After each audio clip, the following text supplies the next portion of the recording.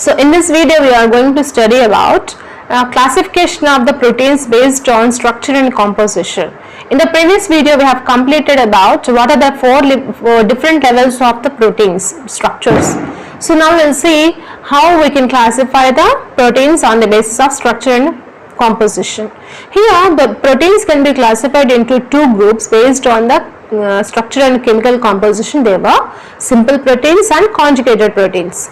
So what are simple proteins? The simple proteins are the proteins which consist of only amino acids. They were made up of only with amino acids. They are called as simple proteins. And here in these simple proteins, some are small and globular and they can be easily soluble in water, and they are not coagulated by heat. What is meant by coagulation? When proteins, when the large proteins they have been heated, they form some jelly-like or some solid structure, that is called the coagulation. And here the small globular proteins, they will not form any, they will not coagulated by heat and easily soluble in water. Example, histones. But as the size of the protein increases and they become less soluble in water and more heat coagulate, they can be easily coagulated with the heat. Examples for these are large globular proteins like egg albumin, serum globulins, glutenins of wheat and rice. And some proteins, they are called as fibrous proteins. They have long molecules and they were not soluble in water. Examples for these fibrous proteins were keratin of skin and hair and collagen present in the connective tissue. So will come under this fibrous proteins. All these are the simple proteins which are made up of with only proteins. And the next one is conjugated proteins. Here these conjugated proteins, they were formed by a simple protein along with a non-protein part which is called as a prosthetic group. So in the conjugated proteins, there is a simple protein, along with the simple protein there is a non-protein part is present which is called as prosthetic group. Here, depending upon the type of prosthetic group, there are different types of conjugated proteins. Examples were present. The first one is the nucleoprotein. So in the nucleoprotein there is a simple protein is present, along with that there is nucleic acid as a prosthetic group is present. Examples for those nucleoproteins are called as protamines. So these are the protamines which are present in the sperm head. Next one is metalloproteins. Metalloproteins, the name itself indicates what is the prosthetic group here? Metals. So metals are the prosthetic group along with the protein. Examples for these metalloproteins are ferritin. So this ferritin is an intracellular protein that stores the iron. Next one is chromoproteins. Chromoproteins are the pigments. So chromoproteins are the pigments.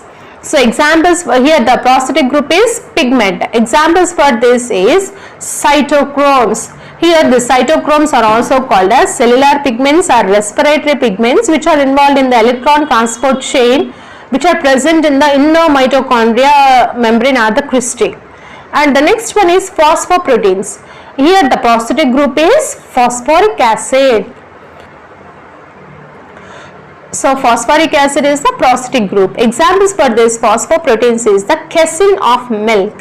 Next one is lipoproteins. The prosthetic group is lipid along with proteins. Here the prosthetic group is lipid. And here examples are the chylomicron. Here these chylomicrons are the small fat globules which are found in the blood and lymphatic fluid when we have a when we have taken fat meal. These chylomicrons are present in the blood, and here from the blood and lymphatic fluid these chylomicrons, they have been transported to into the intestine, liver, adipose tissue, etc. Next, glycoproteins. Here glycoproteins means the prosthetic group is carbohydrate. Example here is the mucin or mucus. Now we will see the different functions performed by the proteins. In that the first one is enzymes. Here all enzymes are proteins. That means the enzymes are made up of proteins. And here These proteins along with the protein part, they have a cofactor is also present. This cofactor is nothing but a helper molecule, and here these enzymes, they catalyze chemical reactions in the living organisms. They accelerate the chemical reactions in the living world. Examples for one enzyme is trypsin. This trypsin is the enzyme which is present in the pancreatic juice, and it helps in the digestion of the protein. Next one is defense proteins. Here defense proteins are in our body. There are several immunoglobulins are released. So where these immunoglobulins are released? From the white blood cells. There are in the white blood cells, there are B lymphocytes are present. From the B lymphocytes, these immunoglobulins have been released. The immunoglobulins short form is Igs, and they can also be called as antibodies. Here these are the defense proteins which are present in our body, released from the white blood cells, and these defense proteins, they fight against infectious agents which have been entered into our body. For example, some dust particles will enter into our body, some pathogenic infectious agents will enter into our body. Those agents which are entered into our body from the outside environment, they were called as antigens or AGs. Here these immunoglobulins, they fight against these antigens and protect our body from these infectious agents. So hence these immunoglobulins are called as defense proteins present in our body. Next one is hormone.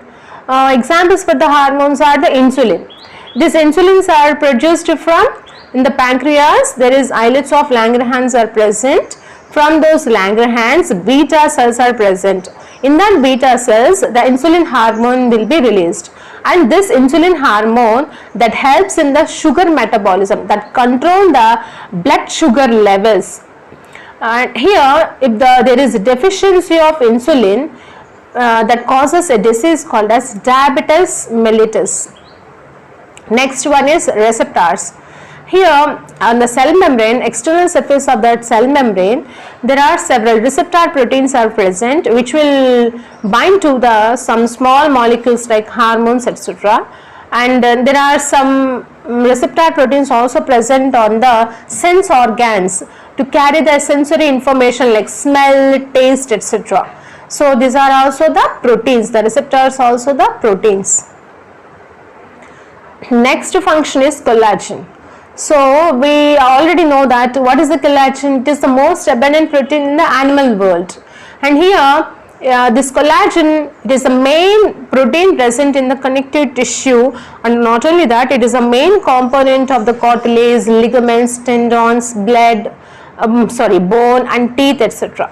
Next one is the transport proteins. In cell membrane, there are several carrier proteins are present which will carry some materials from outside the cell into the inside. So those are called as the transport proteins. Examples for those transport proteins which carry some molecules inside the cell, they are GLUT4. This GLUT4 is a carrier protein that helps in the transport of glucose from outside to the inside of the cell. So GLUT4 carries glucose, and another examples for this transport protein is hemoglobin. Hemoglobin is present in RBC, right? So that transport oxygen from the lungs to the different parts of the body. So these are the several functions of proteins. So with this we have completed proteins. In the next video we are going to study about the lipids.